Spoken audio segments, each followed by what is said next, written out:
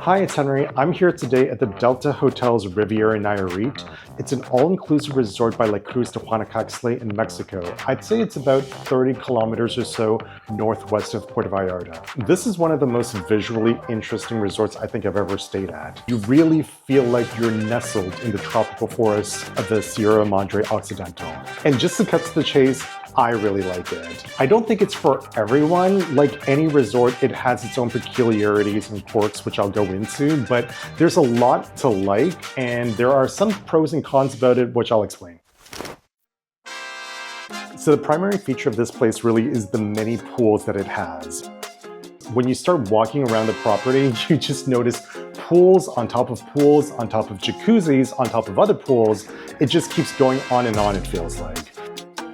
I tried to count the number of pools earlier, but I actually lost track.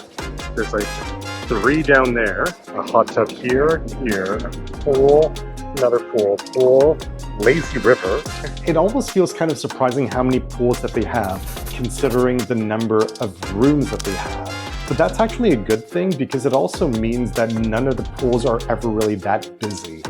If any pool ever got too crowded, people would just go into another pool, and so you always feel like you have a bit of peace and quiet to yourself.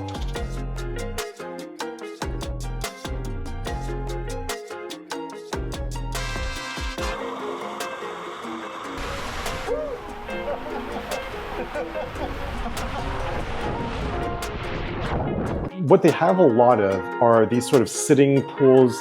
There's sort of a mix between a jacuzzi and a pool, and I really like them. They're so tranquil and quiet. It's nice to just be able to sit there. They have a gym, which is pretty nice. I worked out there this morning. They have plenty of cardio machines and free weights up to 50 pounds. And they also have an open area where they show movies, like lots of families go at night and catch movies together.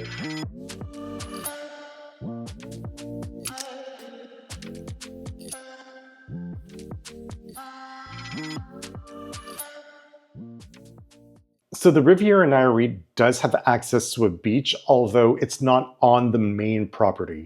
Okay, so the thing about this place is it has its own beach club. But in order to get there, we have to take a shuttle, which I think takes like about 10 minutes. So let's go check it out.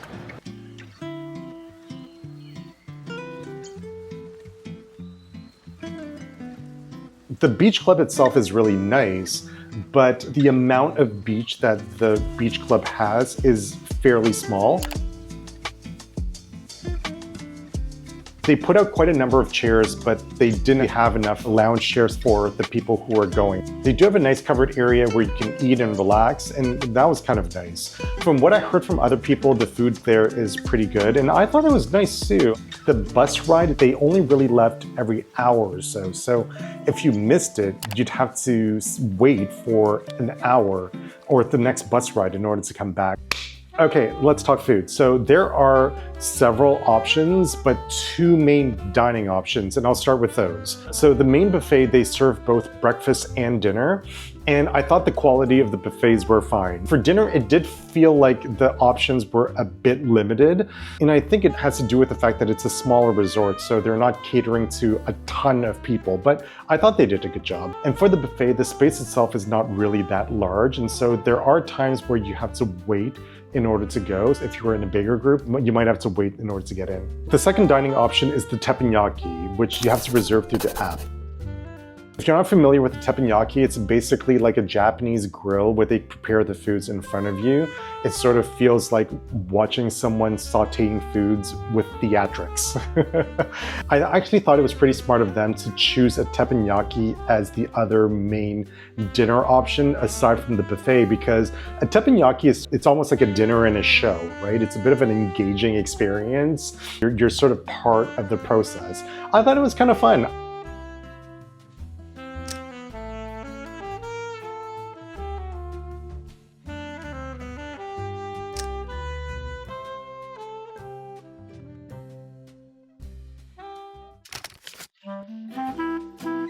Delta Hotels Riviera Nayarit has rooms across 12 categories, ranging from standard rooms, deluxe rooms like this one, and then they also have like 1-bedroom suites. Okay, room tour. So coming in, we've got the bathroom. This is a double sink, coffee station, drink area, also a fridge stocked with a few drinks, king size bed. Couch here is a pullet. Here is the balcony. TV and desk. I would say the room itself is pretty comfortable. The bed especially is really comfortable. The one thing about this room that I wanted to point out is that they do the one thing that I feel like a lot of resorts do, which is that they use this glass partition between the bathroom and the rest of the space. And I get it, it's like a fun sort of feature and it helps to get the light through into the bathroom. But oftentimes I think to myself, like, what if you're staying in here with like a friend or you're staying with family? I think there's still a way to do it so you get the light to flow through without having to see someone's sexy silhouette all the time. Okay, so let's go over some pros and cons. The first pro I would say is actually that it's a smaller resort. I like that. I've been to bigger resorts before where you feel like you're in a sea of people. Here it does feel a bit more restrained than that, and I really like it. It does feel like they put a lot together considering the number of guests that they have. One thing that this place has that I don't think I've seen other places do before is a 24-hour pantry. So it's a space that you can go to anytime, day or night, to go grab a snack or to go grab a drink. It makes sense for them to do a space like that because for a resort of this size, I can understand that they wouldn't have a 24-hour restaurant or a 24-hour snack bar. So having a space where you can just grab food, I think is really great. In fact, last night I was still on Eastern time and I ended up waking up at 5 a.m. really hungry. So being able to just go and grab like a sandwich was really nice. I wish more all-inclusives did that. I think it's such a great idea. I'd also add that the service here has been really great. Everyone that I've met, all the servers have been so friendly and smiley, and that's made a really big difference in the experience of the stay. It also feels like they have a really good number of servers to guests, and so you never feel like you have to wait around to get service. So the layout of this resort is basically one long strip because you're basically in a valley between two hills. It's a lot of walking. It's a lot of slopes, and there are some areas where the concrete is a bit broken. Because this resort is built on a bit of a slope, there is a lot of inclined walking. So if you have mobility issues, that's something you want to keep in mind. I would also add that they have a shuttle service. It's not like on a schedule or anything. So you see these golf carts that drive up and down the strip, and if you happen to catch one, then you can just ask to be driven somewhere. As far as who this place is for, I think it's really targeted for people who want that sort of peace and quiet because there are so many different areas available that you can go to.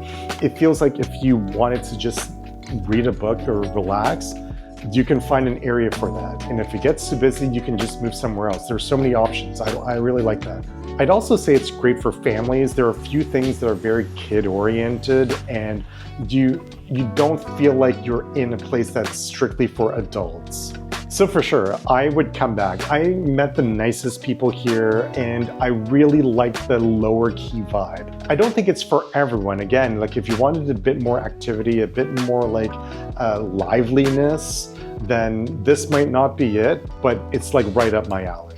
So if you feel like you've learned about this resort, please give this video a like. And if you like these kind of videos, consider subscribing. I love doing videos like this. I think it's so much fun.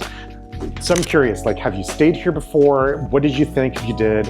And if you have any questions, leave it down below and I'll try to answer them. Thanks so much, and I'll catch you in the next one.